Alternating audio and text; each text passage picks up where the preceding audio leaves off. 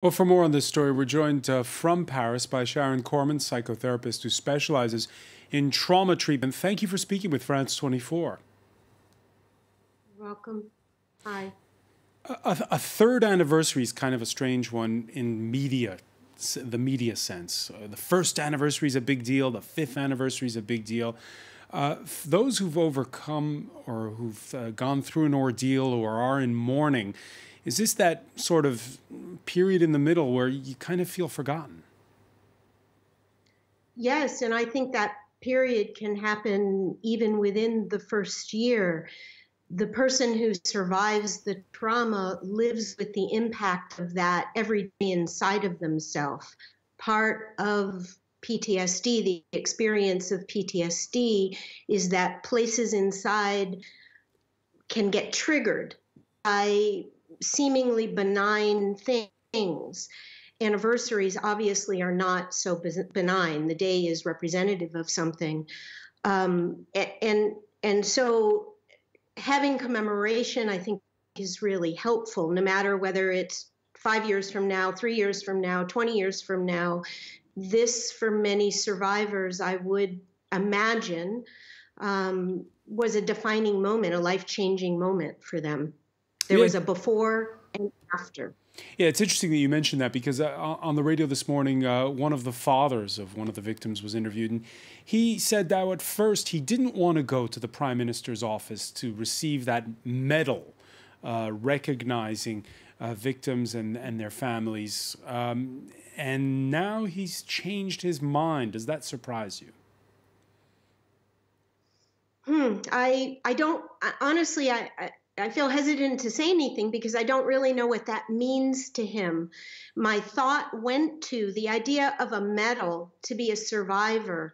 When we survive something horrific, there's often a lot of guilt, shame of having even been there in the first place, about living when someone else died, about feeling vulnerable in the moment. That is part of trauma as well.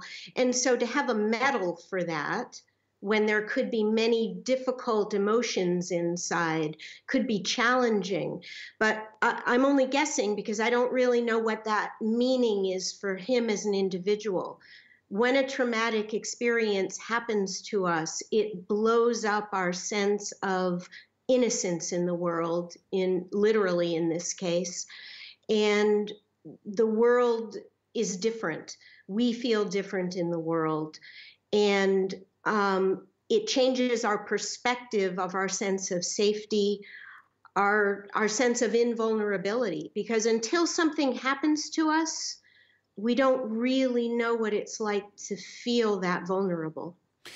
For the third anniversary, a study has been published. They went and interviewed 190 either hostages on the night at the Bataclan or some of the wounded witnesses, those who were close to the victims. And they found that 18% did suffer from post-traumatic stress syndrome, and another 20% of either from depression or anxiety. What, add those two up, that's 38% of those who are touched near or afar by this. What do you think of those figures? I'm kind of surprised that they're that low, actually. I mean, for the numbers of people who were involved, um, it is huge to be in a life or death circumstance. So I'm not at all surprised by those numbers. It wouldn't have surprised me if there were more, if they were higher numbers, actually.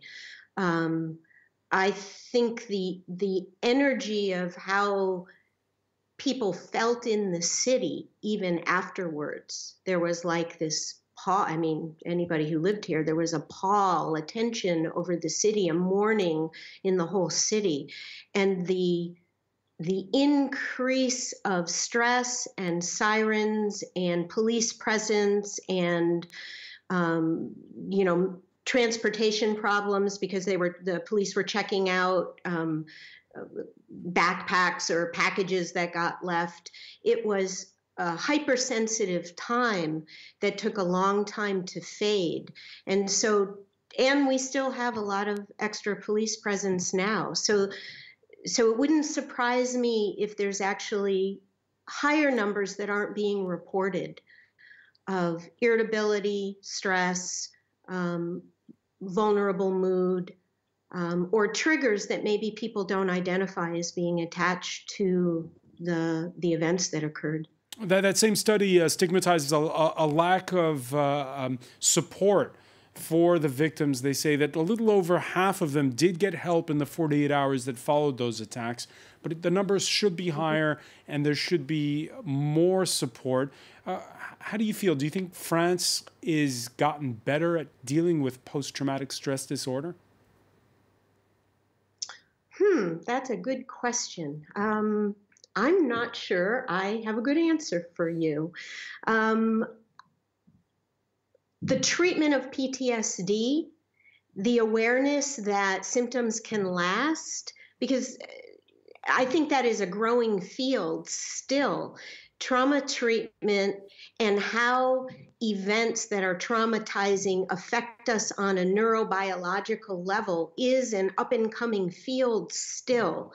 And so to be active around the needs of somebody who has had trauma, it's a different kind of treatment intervention than someone who has another kind of a chronic mood issue or has a different history. Trauma has a feeling inside of fragmentation. People have a sense of fragmenting their sense of self.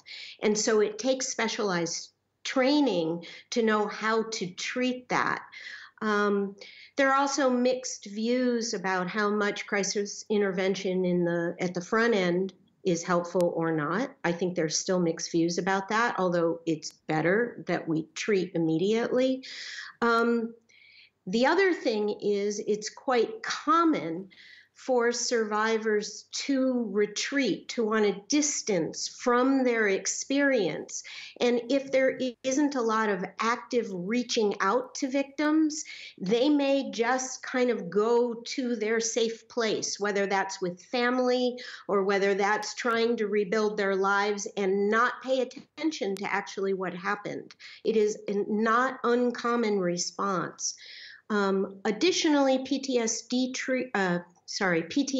symptoms can show up 6 months later, a year later. They can kind of go underground and then get triggered later. So that can be a problem with getting intervention quickly as well. People don't think they need help.